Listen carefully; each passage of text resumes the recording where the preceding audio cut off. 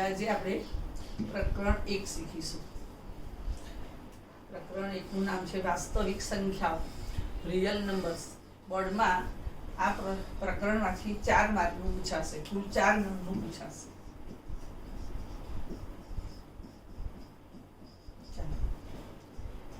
બે ગુણના 2 પ્રશ્નો પૂછાશે.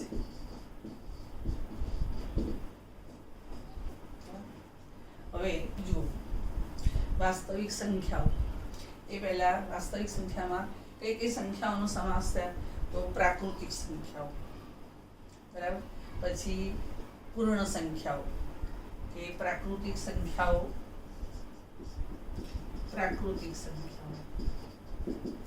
પૂર્ણ સંખ્યાઓ, સમમેય સંખ્યાઓ,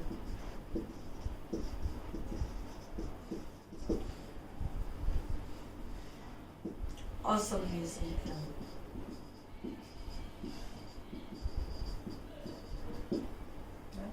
આ બધી સંખ્યાઓનો સમૂહ એટલે વાસ્તવિક સંખ્યાઓ. એવું તમે ધોરણ 9 માં ભણી ગયા છો. ધોરણ 9 માં આપણે વાસ્તવિક સંખ્યાઓનું પ્રકરણ હતું. પ્રાકૃતિક સંખ્યાઓ વાસ્તવિક સંખ્યાઓ કહેવાય, પૂર્ણ સંખ્યાઓ પણ વાસ્તવિક સંખ્યાઓ કહેવાય, સમમેય સંખ્યાઓ પણ વાસ્તવિક સંખ્યાઓ કહેવાય, અને અસમમેય સંખ્યાઓ પણ વાસ્તવિક સંખ્યાઓ કહેવાય. અને એની જો આપણે સમજ આપીએ તો એમ પણ કહી શકાય કે સમમેય સંખ્યાઓ અને અસમમેય સંખ્યાઓના સમૂહને વાસ્તવિક સંખ્યાઓ કહેવામાં આવે છે. ધોરણ 10 સુધી આપણે વાસ્તવિક સંખ્યાઓનો જ અભ્યાસ કરવાનો છે. વાસ્તવિક સંખ્યાઓથી પણ આગળ એક સંખ્યાઓ છે જે ધોરણ 11 સાયન્સમાં આવશે, સંકર સંખ્યાઓ, સેટ ઓફ કોમ્પ્લેક્સ નંબર્સ, બરાબર. પણ આપણે અહીં આપણા લેવલે એનો અભ્યાસ કરવાનો નથી. હવે આપણે જુઓ કે તમે જાણો છો કે પ્રાકૃતિક સંખ્યાઓ. હવે તેમાં હું તમને સમજ આપું કે પ્રાકૃતિક સંખ્યાઓમાં અવિભાજ્ય સંખ્યાઓ કોને કહેવાય અને વિભાજ્ય સંખ્યાઓ કોને કહેવાય? તો તમે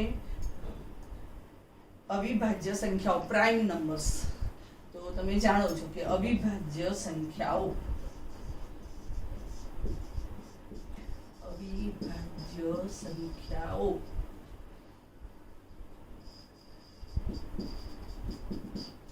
તો જે સંખ્યાને ફક્ત 2 જ અવયવ હોય, સંખ્યા પોતે અને 1, તો એ સંખ્યાઓને અવિભાજ્ય સંખ્યાઓ કહી શકાય.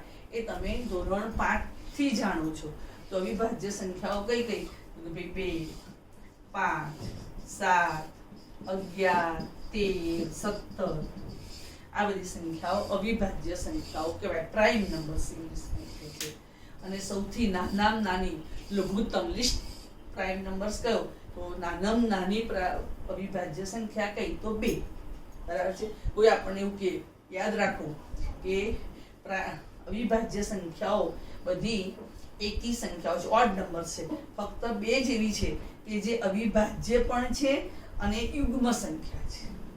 આ ખાસ યાદ રાખવા જેવું છે કે નાનામાં નાની અવિભાજ્ય સંખ્યા હોય અને યુગ્મ હોય એવી કોણ છે? તો 2. બાકીની બધી અવિભાજ્ય સંખ્યાઓ અયુગ્મ સંખ્યાઓ છે. આ બધા ઓડ નંબર્સ છે. આ ઇવન નંબર્સ પણ છે અને પ્રાઇમ નંબર પણ છે. હવે વિભાજ્ય સંખ્યાઓ, કમ્પોઝિટ નંબર, વિભાજ્ય સંખ્યાઓ.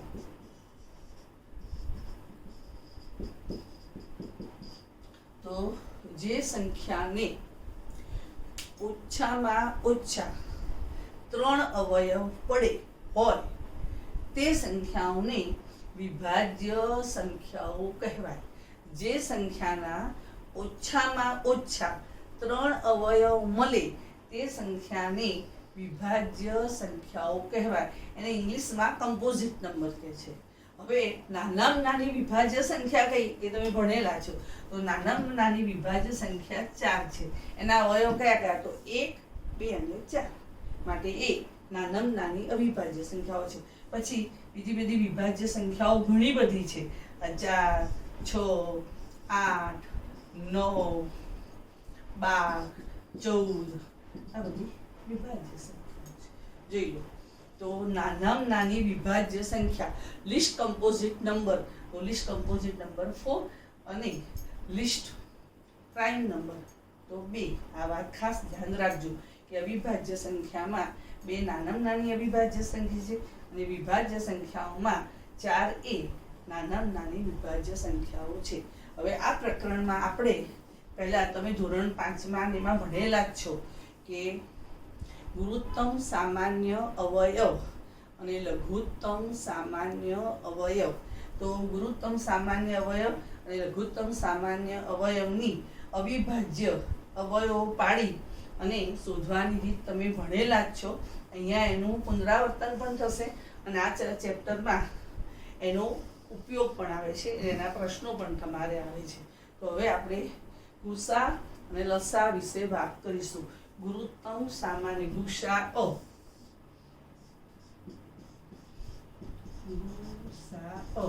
ઇંગ્લિશમાં એને કહે છે હાઈએસ્ટ કોમન ફેક્ટર, ગુરુત્તમ સામાન્ય અવયવ, અને ઇંગ્લિશમાં એને ટૂંકમાં રીતે લખાય છે HCF. અને લસાઅ લઘુત્તમ સામાન્ય અવયવી, least common multiple, LCM. Least common multiple લઘુત્તમ સામાન્ય અવયવી અને ગુરુત્તમ સામાન્ય અવયવ. પુસ્તકમાં શબ્દ ખોટો લખેલો છે, તો આ પુસ્તકમાં લઘુત્તમ સામાન્ય અવયવી લખવું જોઈએ, લઘુત્તમ સામાન્ય અવયવી લખવું જોઈએ, એટલે એને અવયવ લખ્યો છે તે જરા સુધારી લેજો. બરાબર. હવે ગુસા અને લસા શોધવાની તમને ઘણી બધી રીતો આવડે છે. એમાં એક રીત આપણી એ પણ છે કે સંખ્યાઓના અવિભાજ્ય અવયવ પાડવા અને તેના આધારે ગુસા અને લસાની ગણતરી કરવી. તો હું તમને તેના થોડાક ઉદાહરણ આપી અને એની સમજ આપું. એ જો ઉદાહરણના આધારે તમને ખ્યાલ. એક ઉદાહરણ લઈએ કે 12 અને 40 નું ગુરુત્તમ સામાન્ય અવયવ અને લઘુત્તમ સામાન્ય અવયવી ગુસા અને લસા શોધો. આ તમે ભણેલા જ છો, પરંતુ આ ચેપ્ટરમાં પણ આના વિશે આપણે અભ્યાસ કરવાનો છે થોડો ઘણો, એટલે આપણે એને પણ ધ્યાનમાં લઈએ. તો હવે શું 12 અને 40ના ગુસા અને લસા શોધવાની જુદી જુદી રીતો તમે ભણી ગયેલા છો, પણ આપણે અવિભાજ્ય અવયવીકરણના આધારે આનો ગુસા અને લસા શોધીશું. હવે જો પહેલા હું 12ના અવયવ પાડું. તો 12ના અવયવ 2 ગુણ્યા 2 ગુણ્યા 3. તમે આ રીતે પાડી શકો, આમ લીટી દોરીને પાડી શકો. જેને સીધા ના આવડતા હોય પહેલા લીટી દોરીને પાડે અને પછી લખે તો પણ ચાલે. તો હું આને આ રીતે લખી શકું 2 નો વર્ગ ગુણ્યા 3. હવે 40. હવે 40ના આપણે અવયવીકરણ કરીએ.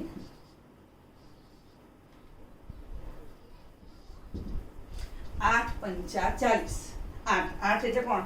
તો 2 ગુણ્યા 2 ગુણ્યા 2 ગુણ્યા 5 બરાબર 2 નો ઘન ગુણ્યા 5. હવે જુઓ 12 અને 40 બંનેમાં ગુરુત્તમ સામાન્ય અવયવ કયો છે? તો તમે જોઈ શકો છો કે 2 ગુણ્યા 2 એટલે 4. જો એનો ગુસા કેટલો થશે? 4. 2 ની 2 ઘાત. બરાબર છે. બંનેમાં હોય અને સામાન્ય હોય એને આપણે ગુરુત્તમ સામાન્ય અવયવ ગુસા કહીએ છીએ. બરાબર. હવે અહીંયા પણ હું તમને ઘાતાંકની રીતે કહીશ કે જે અવયવ બંનેમાં હોય અને જેની ઘાતાંક ઓછી હોય તેને આપણે ગુસા તરીકે લઈશું. સમજો શું કહેવા માંગુ છું કે 2 નો વર્ગ અહીંયા છે 2 નો ઘન, એટલે બંનેમાં 2 તો કોમન છે જ, પણ બંનેમાં 2 ની ઘાતાંક અહીં 2 છે અને 2 ની ઘાતાંક અહીં 3 છે. તો આપણે ગુસા કયો લઈશું? તો 2 ની 2 ઘાતાંક જે ઓછો હોય એ, એટલે ગુસા શું આવશે? તો ગુસા 12 અને 40 બરાબર 2 નો વર્ગ એટલે 4. હવે લસા. તો લસાનું શું કરવાનું કે જે સંખ્યાની વધુમાં વધુ ઘાતાંક હોય તે બધી જ સંખ્યાઓને લઈ લેવાની. બરાબર છે. તો હવે લસા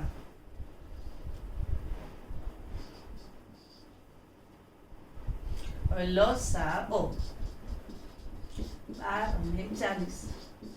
હવે બેની બધું ઘાતાંક કેટલી છે તો 3, તો બેની 3 ઘાતાંક ગુણ્યા 3 એક વાર છે તો 3, 5 એક વાર છે તો 5, બેની 3 ઘાત એટલે 8, 8 તરી 24, 24 પંચા 120. આમ ગુસાઅ અને લસાઅ તમે આ જાણો જ છો, પણ આપણે એનું ફરીથી પુનરાવર્તન કરીશું કારણ કે આ પ્રકરણમાં એનો ઉપયોગ કરવાનો આવે છે. બરાબર સમજો ફરીથી કે 12 ના અવયવ અવિભાજ્ય અવયવ પાડ્યા, એમાં એને ઘાતાંકથી દર્શાવ્યા.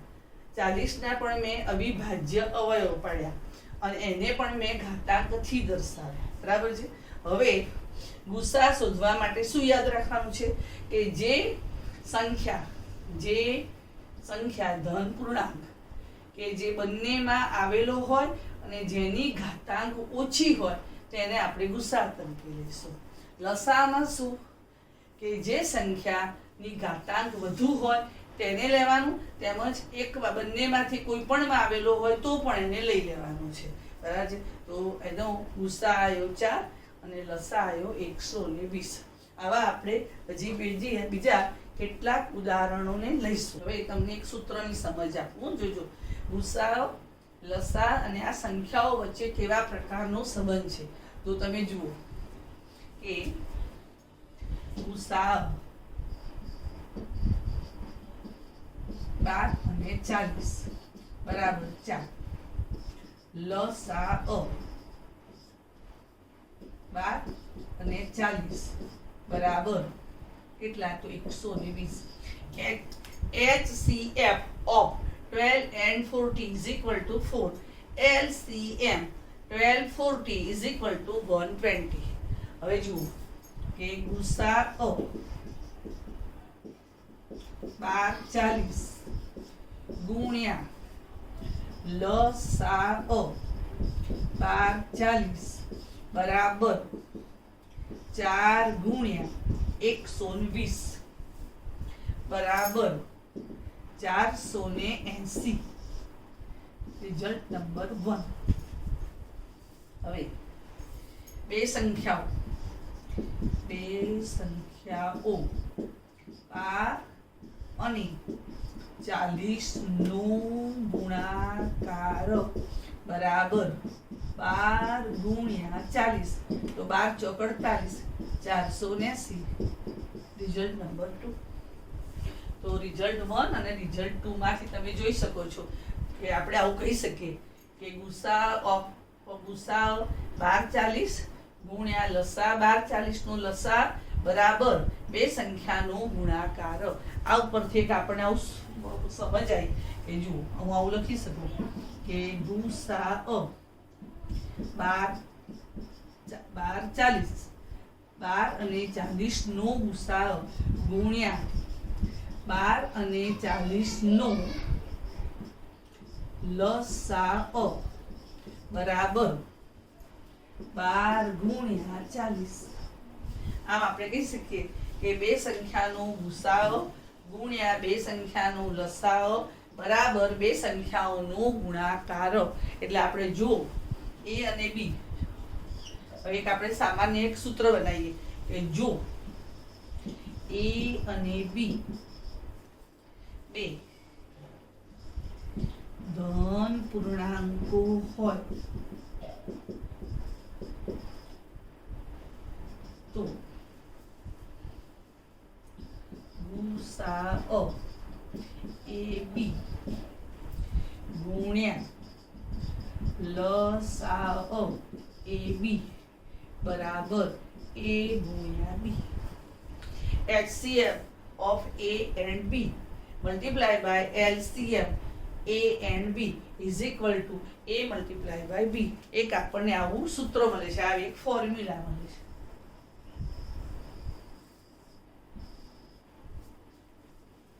આ સૂત્રનો આધારે કેટલાક પ્રશ્નો આપણે કરીશું, બરાબર છે, અને અવિભાજ્ય સંખ્યાઓ વિશે પણ તમને સમજ આપીશ.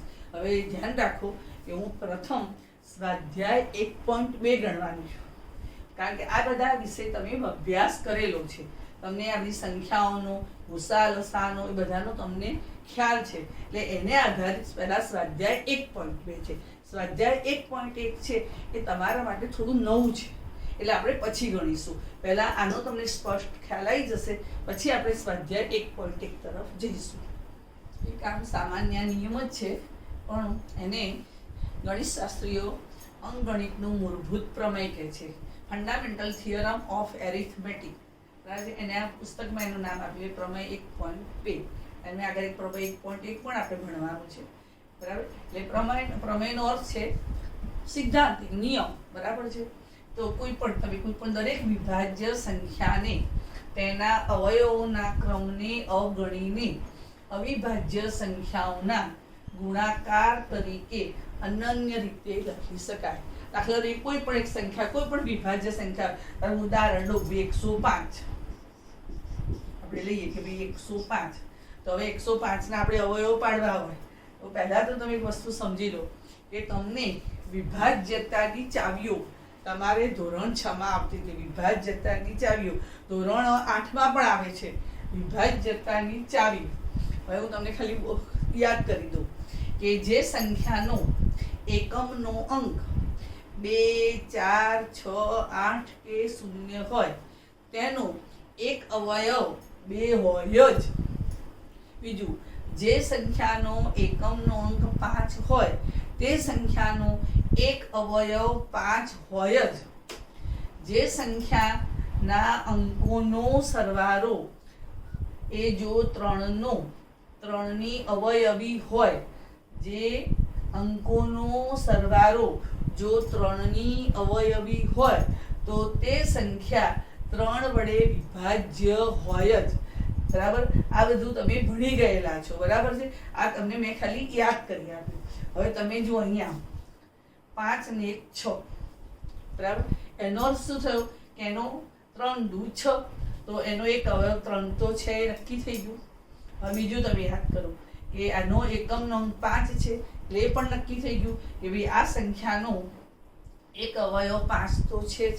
એટલે 3 × 5 = 15, એટલે 2 અવયવ તો થઈ ગયા. હવે જો તમને 15 નો ઘડિયો આવડતો હોય તો 15 × 105, તો આના 3 અવયવ પડી ગયા. 3 × 5 × 7. તમારે આમ ના લખવું હોય કોઈને તો આમ પણ લખી શકાય કે ભાઈ 7 × 5 × 3. આમાં એનો ક્રમ મહત્વનો નથી, પણ હવે મેં એના આ 3 × 5 × 7 અવયવો પાડ્યા. તો હવે બોલો તમે આ સંખ્યાના આ સિવાયના બીજા કોઈ અવયવો પાડી શકો? કો એક સિવાયનો, એક નહીં કરવાનો, એક એનો અવકાશ, બરાબર. તમે કહો કે 3 × 5 × 7, 5 × 7 × 3, આ રીતે ગમે તેમ લખી શકાય. પણ હવે આના આ 3 સિવાય બોલો તમારી પાસે બીજા કોઈ અવયવ છે? ના, નથી. કેમ? તો જો, બરાબર ને. તો દરેક વિભાજ્ય સંખ્યાને તેના અવયવોના ક્રમને અવગણ્યા, ગમે તે ક્રમમાં તમે લખો, તો અવિભાજ્ય સંખ્યાઓના ગુણાકાર તરીકે, આ બધી અવિભાજ્ય સંખ્યાઓ છે જોઈ લો, તો એના તરીકે અનન્ય રીતે જ દર્શાવી શકાય. એક અને માત્ર એક જ રીતે તમે દર્શાવી શકો છો. અને એના આધારે હવે સ્વાધ્યાય 1.2 એનો પ્રશ્ન પહેલો આવો છે કે અવિભાજ્ય અવયવના ગુણાકાર સ્વરૂપે નીચેની સંખ્યાઓને દર્શાવો. બરાબર. ચલો હવે આપણે એમાં પહેલા 3825 નો શરૂઆત કરું. તો જુઓ, પહેલા હું આ રીતે ગણીશ, બરાબર, કે 3825. આ સહેલામાં સહેલી અને સારી રીત આ છે, બરાબર. હવે પહેલા આ સહગુણકોનો સરવાળો કરું. 5 ને 2 7, 7 ને 8 15, 15 ને 3 18, બરાબર. એટલે એનો અર્થ કે 3 વડે વિભાજ્ય છે. તો એનો પહેલો અવયવ હું 3 પર લઉં કે 3 એકા 3, 3 દુ 6, બધી આવી 2, 3 સીતા 21, 3 × 5 = 15. અને આવું દરેક વિદ્યાર્થીને આવડવું જ જોઈએ, કારણ કે એને ઘડિયા આવડવા જ જોઈએ. આવું તો દરેક વિદ્યાર્થી માટે જરૂરી છે, અને એને આગળ ઉપર પણ એને જરૂરિયાત છે કે દરેક વિદ્યાર્થીને 3 વડે આ રીતે ગણીને આવડવું જોઈએ. જો દરેક વખતે તમે 3 વડે ભાગવા બેસો ને એ રીતે કરશો તો ક્યારે તમને આવડશે? માટે તમારા ઘડિયા બરાબર સારા હોવા જોઈએ, તમને આ રીતે ગણતા આવડવું જ જોઈએ. હવે 3, તો 3 × 4 = 12, 25 તરી 75. 4 ને 2 6 ને 5 11. હવે 3 વડે વિભાજ્ય રહી નહીં, પરંતુ પાછળ 5 છે એટલે 5 વડે વિભાજ્ય છે. તો 5 અઠા 40. 2 વધ્યા, 5 5 25. 5 17 50 85. 17, કારણ કે હવે 17 એ અવિભાજ્ય સંખ્યા આવી ગઈ, હવે એના કોઈ બીજા અવયવ પડવાના નથી. તો 17 ગુણ્યા 1 એટલે 17 એકા 17. આમ 3825 ને આપણે આ રીતે દર્શાવી શકીશું કે 3825 બરાબર 3 ગુણ્યા 3 એટલે 3 નો વર્ગ ગુણ્યા 5 નો વર્ગ ગુણ્યા 17. એક વસ્તુ વિદ્યાર્થી મિત્રો ખાસ ધ્યાન રાખો કે દરેક વિદ્યાર્થીને અમુક ઘડિયા, જેને ઘડિયા કહેવાય, જેને આ અમારી ભાષામાં અમે બધા કહેતા ટેબલ, ઇંગ્લિશમાં બધા ટેબલ કહે છે, એ 20 સુધીના તો આવડવા જોઈએ. હું તો કહું 30 સુધી આવડે તો ઘણું બધું સારું છે. સંખ્યાના વર્ગો આવડવા જોઈએ, વિભાજ્યતાની ચાવીઓ આવડવી જોઈએ. તમારા માટે ભવિષ્યમાં પણ તમારી કોઈ બધી જે બહારની પરીક્ષાઓ તમે આપશો તો એ માટે પણ આ તો બહુ જરૂરી જ છે કે તમને આ તમને આવડવું જ જોઈએ. ચલો હવે આપણે આ 5005 ની વાત કરીએ.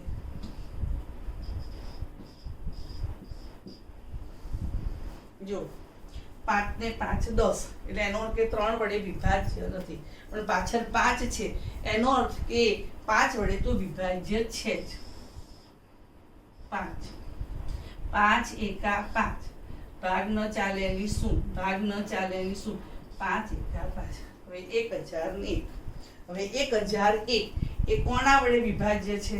તો 5 વડે તો નથી જ, 3 વડે પણ નથી. તો હવે વારો કોનો આવી ગયો? જો 2 વડે તો છે જ નહીં, 2 અને 3 વડે ના હોય એટલે 6 વડે ના હોય. હવે વારો આવ્યો 7 નો કે ભાઈ 7 વડે વિભાજ્ય છે કે નહીં એ આપણે ચેક કરીએ.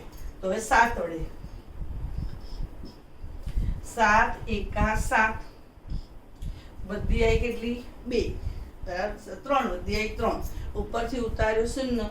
7 ચોક 28 બધી આવી કેટલી? 2. 7 તરી 21.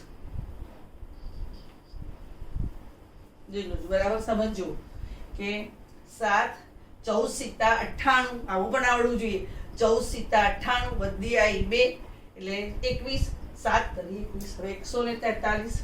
હવે 7 વડે વિભાજ્ય આગળની સંખ્યા નથી. હવે 7 વડે વિભાજ્ય ના હોય એટલે 8 વડે ના હોય, 9 વડે ના હોય, 10 વડે નથી. હવે 11 નો વારો આવે, કારણ કે 11 અવિભાજ્ય સંખ્યા છે. હવે 11 જોઈએ તો 11 જુઓ, 11 એકા 11 બધી આવી 3. 11 તરી 33. 13 ના ઘડીએ 13 અવિભાજ્ય સંખ્યા છે એટલે 13 એકા 13. આમ 5005 બરાબર 5 ગુણ્યા 7 ગુણ્યા 11 ગુણ્યા 13. હવે આપણે 7429 ને લઈએ તો 7429 પાછળ 9 છે એટલે 2 4 6 વડે તો શક્ય નથી. હવે જોઈએ 7 ને 4 11, 11 ને 2 13, 13 ને 9 22.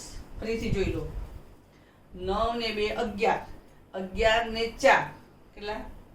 15, 15 ને 7 22, 22 એટલે એ 3 ના ઘડિયામાં ક્યાંય 3 નો એ અવયવી 22 એ 3 નો અવયવ નથી, એ 3 વડે તો વિભાજ્ય નથી. હવે વારો આવ્યો છે 7 નો, તો જો ચેક કરી લઈએ. 7 એકા 7, ભાગ ન ચાલે એની શું, 7 6 42 પણ પાછળ 9 આવે છે એટલે એનો અર્થ કે 7 વડે પણ વિભાજ્ય નથી. તો હવે કોનો વારો લઈશું? તો હવે 11 નો વારો લઈએ. તો હવે 11 જોઈએ તો 11 6 66, 11 સિત્તા 77 વધી જાય એટલે 11 6 66 એટલે વધી કેટલી આવશે? 8 બરાબર. 66 ના ઉપરથી ઉતાર્યો 2 એટલે 82. 11 સિત્તા 77 5 એટલે 11 વડે પણ આ વિભાજ્ય નથી. તો આપણે કોનો વારો લેવો પડે? 13 નો. તો 13 વડે કદાચ તમને ન ફાવે તો તમે સાઈડમાં તમે કરી શકો. જો હું તમને કરી બતાવું કે 13 નો વારો તેર, 13 પંચા 65, 13 છ 78 વધી ગયા તો 13 પંચા 65,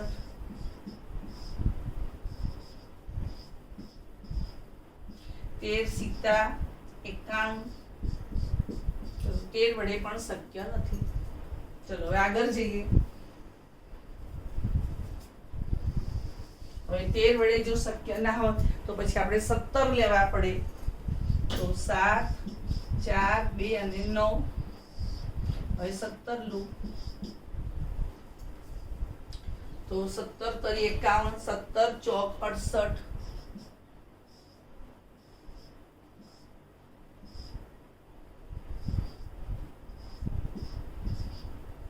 હવે 17 તરી 51,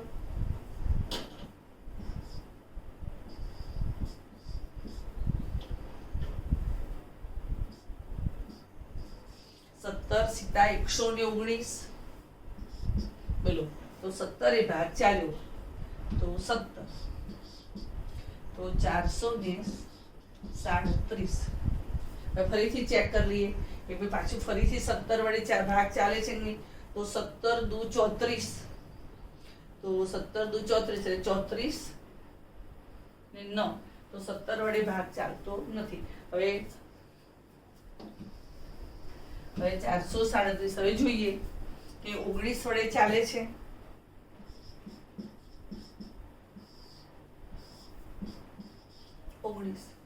19 દુ 38,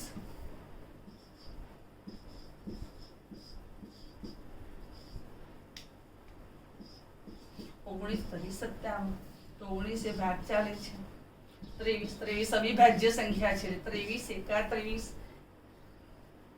આમ 7429 બરાબર 17 ગુણ્યા 19 ગુણ્યા 23.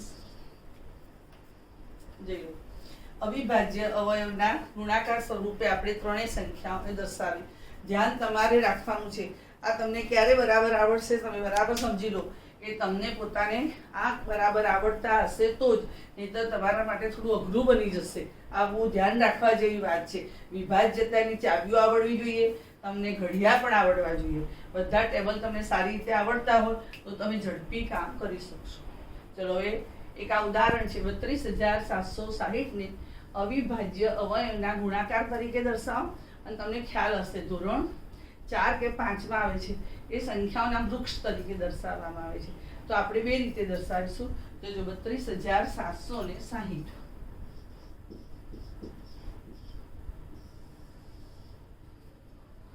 પાછળ શૂન્ય છે એટલે બે વડે વિભાજ્ય છે. 16 દુ 32, 38 દુ 76 અને 0. હવે 2 8 19 દુ 38 અને 0. હજી 2 ચોક 8. ધ્યાન આપજો ઉપરથી એક ઉતારો 0 અને 2 નવા 18 બરાબર છે. 2 પંચા 10. હવે 5 9 ને 5 14, 14 ને 4 18 એટલે એનો અર્થ હવે 3 વડે 3 ના 13 તરી 39 બધી આવી 1 3 6 18 3 50 15 6 ને 5 11 11 ને 3 14 14 ને 1 15 એટલે હજી પણ 3 વડે શક્ય છે. તો 3 ચોક 12 બધી આવી 1 3 50 15 3 50 15 5 ને 5 10 ને 4 14. હવે 3 વડે શક્ય નથી. પાછળ પાંચડો છે હવે 5 વડે આવશે. તો 5 નવા 45 5 એકા 5. હવે 91 કયા ઘડિયામાં આવે તમને યાદ હોવું જોઈએ કે 13 સીધું 91, 13 એકા 13. આમ 32,760 ના આપણે આવા અવયવ પાડ્યા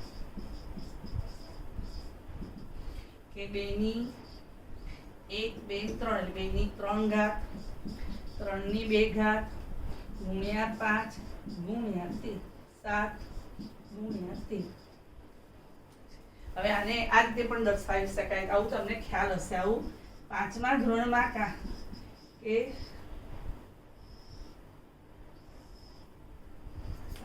હવે 32,760 એને આપણે આ રીતે લખીશું. જોજો, ધ્યાન આપજો. 32,760 2 અને 16,380 વૃક્ષ તરીકે આને વૃક્ષ કહેવાય, કવયોનું વૃક્ષ. ચલો હવે શું? 2 તો 8,190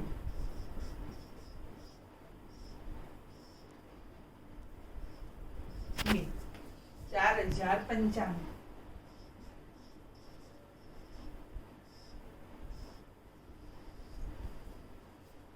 કોનો વાર આવ્યો? 3 નો. તો 3 1365. ચલો હજી પાછો ફરીથી કોનો વાર આવ્યો? 3 નો. 3 495. હવે કોનો વારો આવ્યો? 5 નો. 5 91. હવે કોનો વારો આવ્યો? 91 નો. 7 3. તો હવે એના અવયવ કયા? તો 2 2 2 3 3 5 7 13. આવું રીતે પણ એક વૃક્ષ તરીકે પણ અવયવીકરણ કરી શકાય. આ પણ અવિભાજ્ય અવયવીકરણની એક રીત જ છે. બરાબર છે? એકવાર જોઈ લેજો. પ્રશ્ન 2 માં આવો પ્રશ્ન છે. 510 અને 92 નો ગુસા અને લસા શોધો તેમજ તેમના સંબંધના સૂત્રને ચકાસો. બરાબર છે? ધ્યાન આપજો. એનો સંબંધ શું છે એનું સૂત્ર મેં તમને સમજ આપી દીધેલી છે, એટલે મેં સૂત્ર લખ્યું નથી. ધ્યાન આપજો. હવે પહેલા 510 ના આપણે શું પાડીશું? અવયવ. આપણે આ રીતે જ અવયવ પાડવા. બહુ સહેલી રીત, સારામાં સારી આ છે. 2 પાછળ શૂન્ય છે એટલે 2 દુ 4 વધી આવી 1 2 પંચા 10 2 પંચા 10 5 ને 5 10 2 12 એટલે હજી 3 3 અઠા 24 વધી આવી 1 3 પચા 15. હવે 5 17 પચા 85 17 એકા 17. ચલો 92 2 2 23. આ 510 ના અવયવ પડ્યા 2 ગુણ્યા 3 ગુણ્યા 5 ગુણ્યા 17. 92 ના અવયવ પડ્યા 2 નો વર્ગ ગુણ્યા 23. હવે તેનું ગુસા અને લસા શોધી. તો ગુસા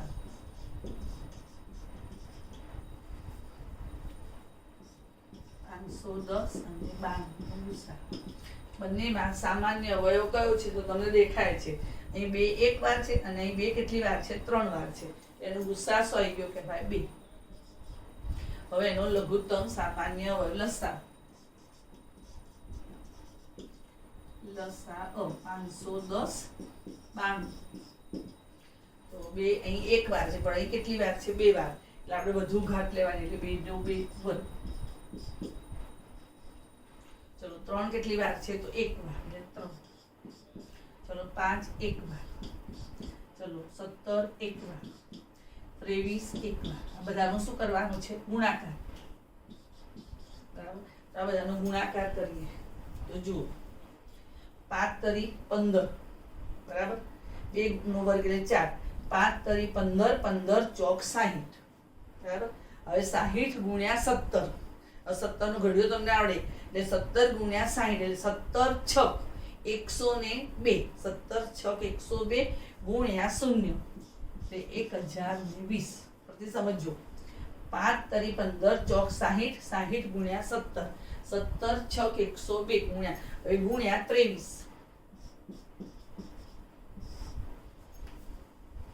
તો 0.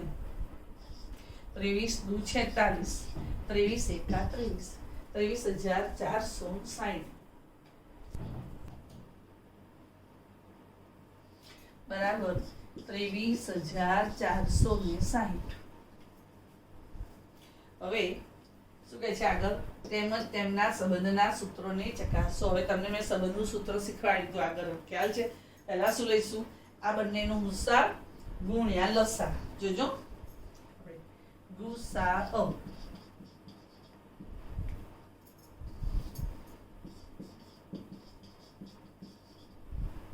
510 92 ગુણ્યા લસાઅ 510 92 બરાબર 2 ગુણ્યા 23,460 આને 2 વડે ગુણાકાર કરીએ એટલે 0 0 46 દુ 92 અને 23 દુ 46 પરિણામ નંબર 1. હવે આ શું શીખ્યા હતા? ગુસા ગુણ્યા લસા બરાબર 2 સંખ્યાનો ગુણાકાર. તો 2 સંખ્યાનો ગુણાકાર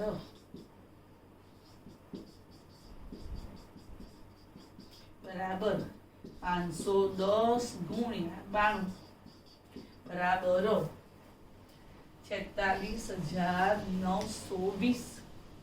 તમે ગુણાકાર કરો, નોટમાં કરી જુઓ. તો પરિણામ 1 અને 2 પરથી આપણે કહી શકીએ કે કોઈ પણ 2 સંખ્યાનો ગુસાઅ ગુણ્યા એ જ 2 સંખ્યાનો લસાઅ બરાબર 2 સંખ્યાનો ગુણાકાર.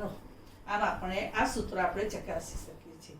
હવે પ્રશ્ન 3 છે ને, એ પુસ્તકમાં તો આ પ્રકારનો જ છે, સાંભળી લો, પણ મેં એને થોડો બદલી કાઢ્યો કે પહેલા હું એનો ગુસાઅ શોધીશ, તેમજ આ જે સૂત્ર છે, જે સંબંધ છે એમનો, એ સંબંધથી હું લસાઅ શોધીશ. આ બરાબર સમજજો, ધ્યાન આપજો બરાબર. તો હવે હું પહેલા એમનો ગુસાઅ શોધું. જોજો 336. ચલો એનો અવયવ કરીને કરીએ. પાછળ 6 છે એટલે 2 16 દુ 32 બધી આવી 1 એટલે 2 18 16. ચલો 2 2 8 16 2 4 હજી 2 2 4 2 હજી 2 21 3 7 7 1 54. તો 2 27 3 9 3 3 3 આમ 336 બરાબર 2 1 2 3 4 એટલે 2 ની 4 ઘાત ગુણ્યા 3 ગુણ્યા 7 54 બરાબર 2 ગુણ્યા 3 ની 3 ઘાત. હવે ગુસાઅ ગુરુત્તમ સામાન્ય અવયવ HCF of 33654 is equal to, અહીં 2 4 વખત 2 ની 4 ઘાત છે, અહીંયા 2 ની 1 ઘાત છે. આપણે ગુસાઅમાં એક જ વાર લેવાનું એટલે 2 ની 1 ઘાત.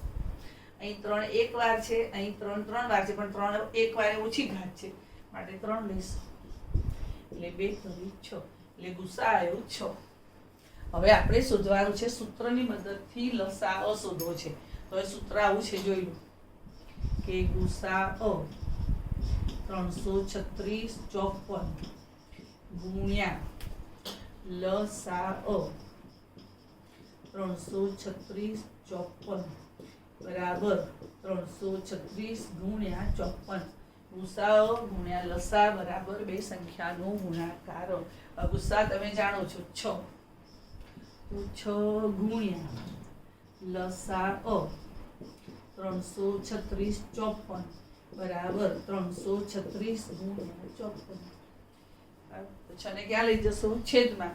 તો લસાઅ 336 54 બરાબર 336 ગુણ્યા 54 ભાગ્યા 6. હવે 6 ને છેદ ઉડી જાય તો 6 9 54. 336 નો અને 9 નો ગુણાકાર કરો તો 336 ગુણ્યા 9 9 છક્કે 54 વધી આવી 5 9 તરી 27 ને 5 32 વધી આવી 3 9 તરી 27 ને 3 30 3024.